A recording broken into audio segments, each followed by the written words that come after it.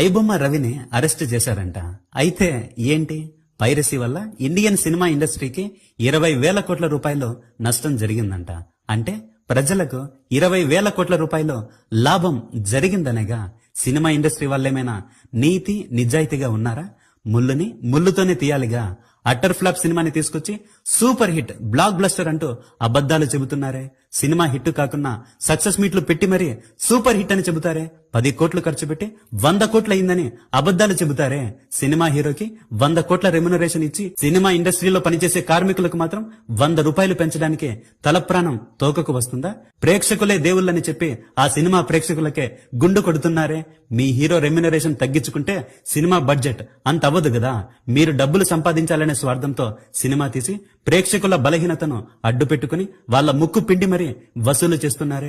25 రూపాయలు కూడా విలువ చేయని పాప్కార్న్ ని 200-300 వందలకు అమ్మేస్తున్నారే. 10 కోట్లు కూడా రాని సినిమాకి 100 కోట్లు కలెక్ట్ చేసిందని పోస్టర్లు వేస్తున్నారే. పేషెంట్ కి వైద్యం చేయాల్సిన పోలీసులు డాక్టర్ కి వైద్యం చేస్తున్నారు. ప్రాబ్లం పైరసీలోనో ఐబొమ్మలోనో లేదు, సినీ ఇండస్ట్రీలో ఉంది. పిఆర్ టీంలను పెట్టుకుని మరి మీ హీరో కంటే మా హీరోనే గొప్పోడని ఫ్యాన్లని కొట్టుకునేలా చేస్తున్న హీరోలని అరెస్ట్ చేయాలి. రోజంతా కష్టపడి పనిచేస్తున్న సినీ కార్మికులకు 10 రూపాయలు జీతం పెంచలేని ప్రొడ్యూసర్లను అరెస్ట్ చేయాలి.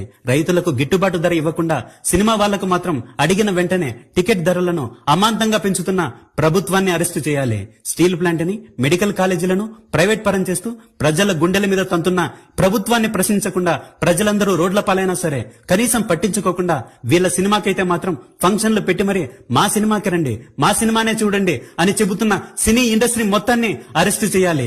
ఐబొమ్మ రవిని అరెస్ట్ చేశారు. రేపు మన బొమ్మ మహేష్ వస్తాడు. ఏం చేస్తారు? ఒకటి పోతే 100 మంది పుట్టుకొస్తారు. అంతేగా.